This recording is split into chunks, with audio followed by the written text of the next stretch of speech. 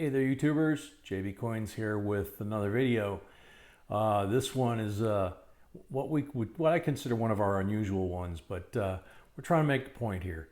We wanted to cover the mint marks that the US coinage has used over the last 225 years or so. The Philadelphia Mint is celebrating this year its 225th anniversary. Those of you that have watched the video about the 2017 P pennies know that, because prior to that there was never a P mint mark on a penny.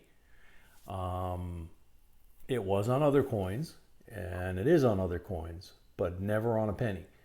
So what I wanted to do for the sake of this video was to try and use old coins and then talk to you about the mints, their histories, and where the mint marks went. So this coin, back in the day, the mint marks were on the reverse, okay?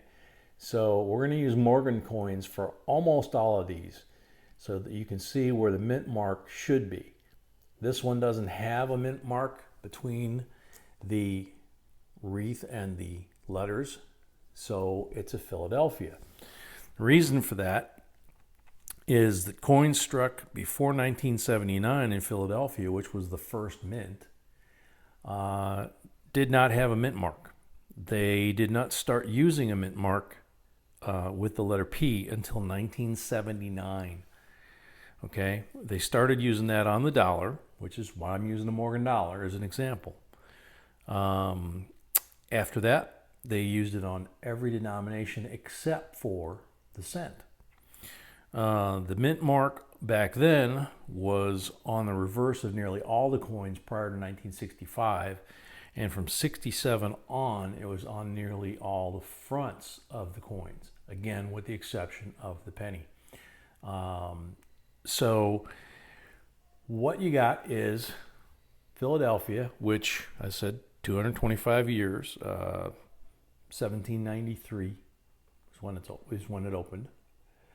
The next mint, and you can barely make out the mint mark, I'm not getting close because it gets blurry, that's a Denver. The Denver Mint opened in 1906, still making coins today. The same thing applies. The older mint marks were on the rear, the newer mint marks are on the front. This is an S.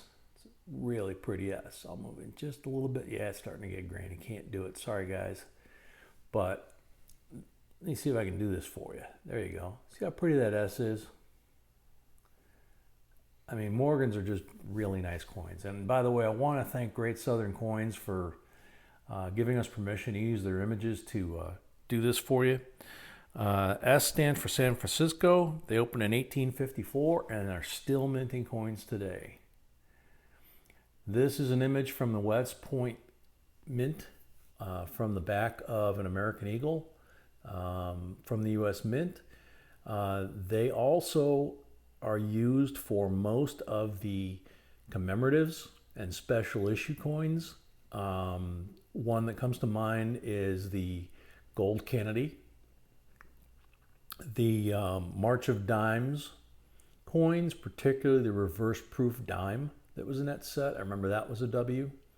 It was one of two dimes. It was the only the second dime with a West Point mint mark on it. They are considered the Fort Knox of silver, but they do occasionally do gold coins for commemoratives when the mint wants to do something very special. So when you get a West Point mint mark, you know, that's kind of a standout. Okay, this one is an O. It looks like a 0, but that's actually an O. That stands for New Orleans. There was a mint in New Orleans. They did gold and silver coins only from 1838 to 1861. Of course, the Civil War intervened. And then they made Confederate coins during the Civil War. And then they went back to minting in 1879 until 1909. They kind of made a few enemies during the war. So they no longer exist.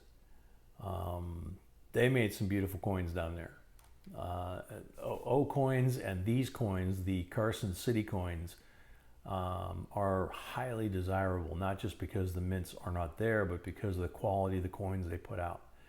The CC above the beginning of the word dollar stands for Carson City. You can see how pretty that coin is. And Carson City was in Nevada. Gold and silver coins from 1870 to 1893. There was a hoard found number of years back. You'll quite often see these slabbed in a black slab, and they're all graded, and they come from that hoard. They were pretty much thought before that hoard was found to have been melted down during the Great Depression when all the silver coins were called in. Obviously, not everybody turned in their silver coins because we still have some. Again, these were known for their quality. They're great coins.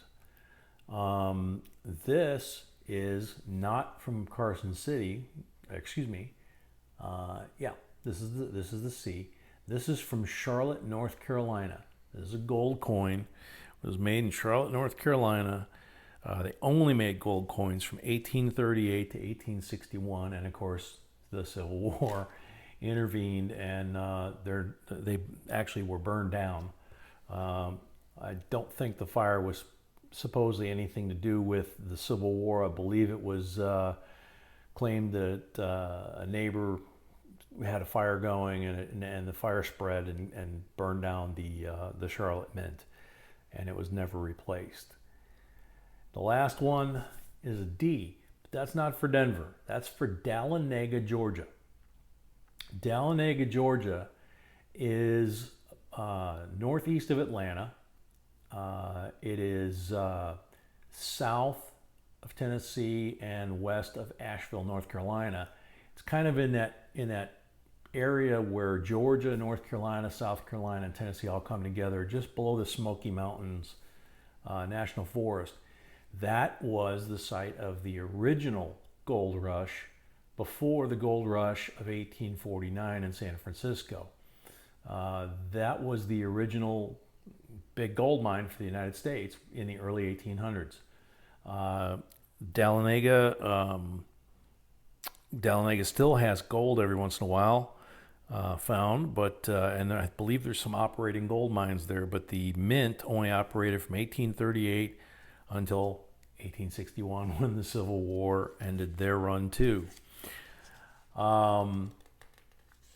So the mint marks have been on the back, the front, and now, of course, with the new dollars, the commemorative silver eagle last year was also edge infused. The mint mark, as well as the information, the date, is actually infused or cut into the edges of the coin, as opposed to the front or back. So we've had them on the front, we've had them on the back, and now we've had them on the side. So wanted to kind of give you this, wanted to give it to you in a different twist than just the normal, throw a Roosevelt quarter up, Roosevelt dime and a Washington quarter and some things like that. That'd be easy enough for you guys to look up. But these are coins, some of them like this, that most folks aren't going to get a chance to see, other than a picture. And hopefully the information helps you out.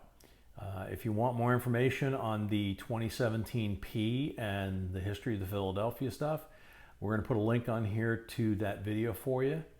And then from there, you've got other links that'll take you other places to research some of that stuff too.